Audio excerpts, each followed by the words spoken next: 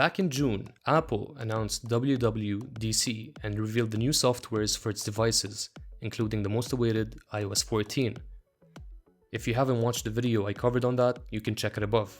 Today, we're going to talk about what Apple announced in its most recent September event. So without further ado, let's get into it.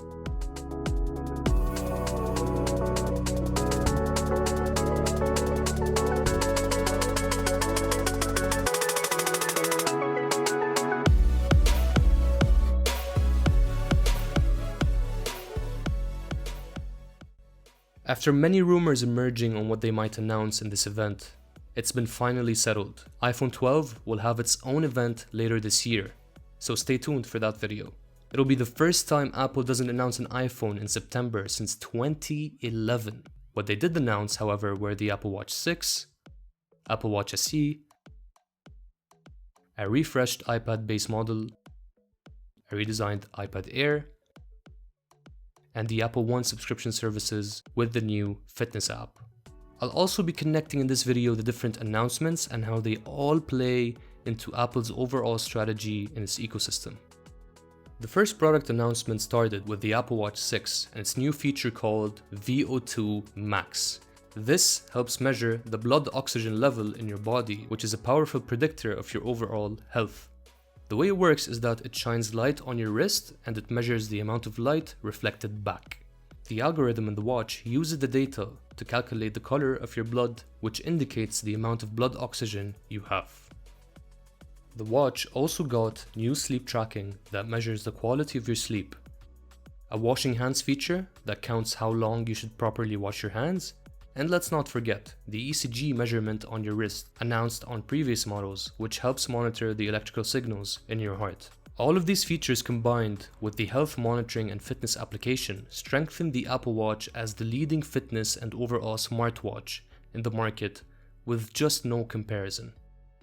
If you haven't noticed already, some new color finishes were shown, including blue, gold, black, and product red.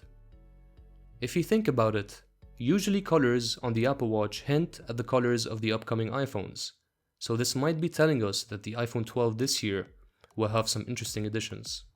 New watch faces were also announced, ones that help with your work, whether you are a surfer, photographer, doctor, or a frequent traveler, and others that are simply fun and refreshing. The chip that will be used will be the 6th generation chip based on the A13 Bionic for the iPhone, but more customized.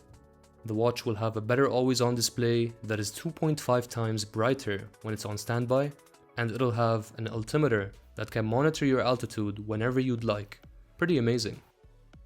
And lastly, family setup, where you can buy your kids watches without them owning an iPhone, and you could track their health, activity, and location. This all plays into Apple's plan of growing their Apple Watch market by removing any restrictions of having the iPhone itself. The next product announcement was the Apple Watch SE, and it's basically very similar to the old Apple Watch 5 and 4, with no always-on display, an older chip, and no health tracking applications, which gives us the lineup for their watches: the Series 6, the SE, and the Series 3. Moving on to the iPad, Apple announced its base model upgrade for the more affordable iPad.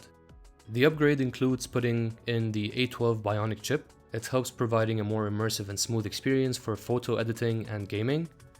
They're also adding the new neural engine to their iPads, which can help enhance tough tasks on the system, like instantly changing the background color of a photo or tracking a body movement on a specific video and analyzing its position as it moves around.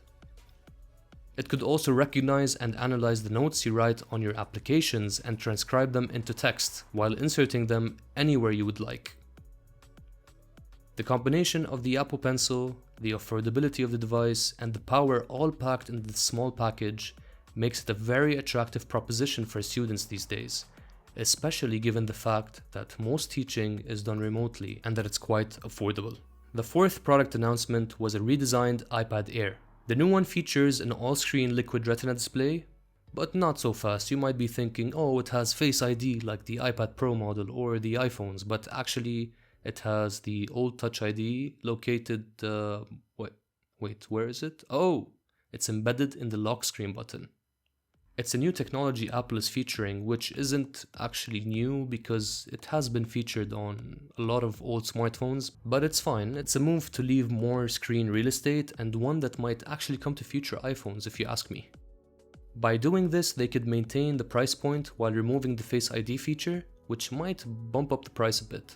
Now, in terms of the power it'll be packing, the all-new A14 chip is responsible for this powerhouse of a device. And get this, it's a 5nm chip, which is astonishing considering how far we've come ever since the A4. Now, if you don't know why this is important, it essentially gives us more power in a smaller chip size, which gives us more space in the iPad to maneuver around and optimize, even providing more battery life, for example. Along with the new neural engine, this chip is capable of building intelligent features into different applications while analyzing vast amounts of data to understand hand gestures, optimize multiplayer graphics while gaming, and ultimately enhancing zoomed-in pictures with its machine learning capabilities. The iPad Air will also support USB-C ports, the Apple Pencil 2nd generation with magnetic charging, and the Magic Keyboard of the iPad Pro.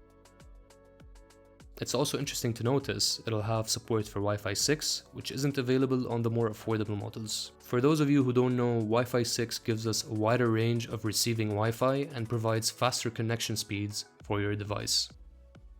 Finally, it comes with different color variants, and I brought you a side-by-side comparison from their website for you to get a better idea of how the lineup looks like. The last part of this video will cover the new Apple One subscription service they are offering, which in my opinion is the highlight of the event. It shows the effort of how Apple are trying to remove the revenue dependency off of their iPhones, which they have been scrutinized on by investors, and moving towards a service-oriented business model where they don't really need to sell you any product to sell you something. You could just simply subscribe to one of their services.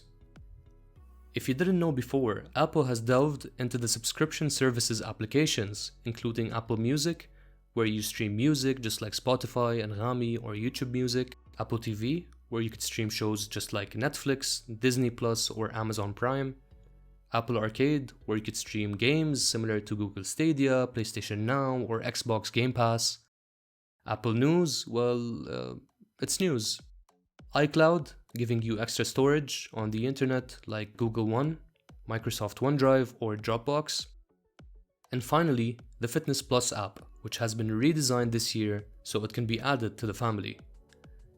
It'll feature new training programs and different options from fitness professionals that track your progress and push you whenever you might be feeling tired, I'm guessing. I mean, that's the way they're marketing it anyway. Anyway, whether at the comfort of your home, the gym, outside, or even traveling.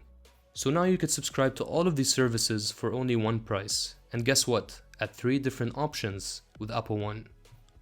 So you could notice Apple is trying to cover all price points in its lineups, going from base models, mid-tier models, and pro models. If you don't believe me, go check the website. It's basically all leaning towards a 3-option decision. Think about it. No matter which option you buy, you can still subscribe to one of their services. If you choose the cheapest iPhone or Mac or iPad, or if you even have the older models, you could still subscribe, especially given the fact they provide free trials. It's amazing how a company of their size, valued at $2 trillion, smoothly transitioned into different industries. I mean, they even went into the banking industry with their Apple Card. In any case, it'll be very interesting to see what they announce later this year, considering there's still the iPhone and some Mac update rumors on the way. But one thing's for sure, tune into this channel and you'll find out. Thank you for watching. Stay tuned for a Sunday surprise announcement. If you liked the video, subscribe to the channel, hit that like button and share it with your friends. I'll see you in the next one.